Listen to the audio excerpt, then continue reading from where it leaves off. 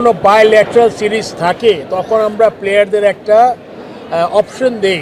মনে করেন একটা কোনো দেশে যুদ্ধ লেগেছে বা যুদ্ধ লাগবে, এরকম সিচুয়েশন প্লেয়ারদের উপর আমরা ছেড়ে দেই যে তোমরা কি কমফোর্টেবল নাকি, কেন খেলতে হবে তো কমফোর্টেবল থেকে। বাট আপনি যখন একটা ইন্টারন্যাশনাল আইসিসি ইভেন্টে যাবেন তখন কিন্তু এই ক্ষেত্রে দায়িত্বটা পুরোপুরি ক্রিকেট বোর্ড এবং সরকারের প্রথম, কেননা প্রত্যেকটা সিটিজেনের সিকিউরিটি ব্যাপারটা এনশিওর করার দায়িত্ব হলে গিয়ে মেইনলি দেশের, এবং ক্রিকেট বোর্ডও আছে। আপনি একটা জিনিস খেয়াল করবেন, আমাদের দেশে যে মেয়েদের ওয়ার্ল্ড কাপ হওয়ার কথা ছিল T20, যেটা আমরা শিফট করেছিলাম আপনার দুবাইতে, ওখানে কিন্তু 4টা দেশে ট্রাভেল ব্যান ছিল বাংলাদেশে।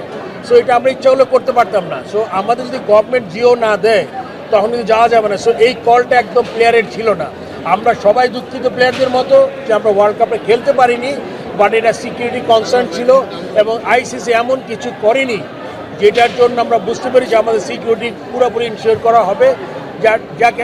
জাস্ট একটা স্ট্যান্ডার্ড প্রোটোকল ছিল যে নর্মালি একটা আইসিসি ইভেন্টে যা হয় তাই করবে। এই জন্য প্রথম মনে করেছে সরকার, তারপর আমরাও তার সাথে সাথে আমরা চিন্তা করেছি। প্লেয়ারদের সাথে যখন কথা বলেছে আসিফ নজরুল উপদেষ্টা মহোদয়, তখন কিন্তু উনি কিন্তু তখন আসলে আমরা already we made the call যে আমরা যাচ্ছি না। সেখানে আর কনফিউশন আর কোনো দরকার নাই।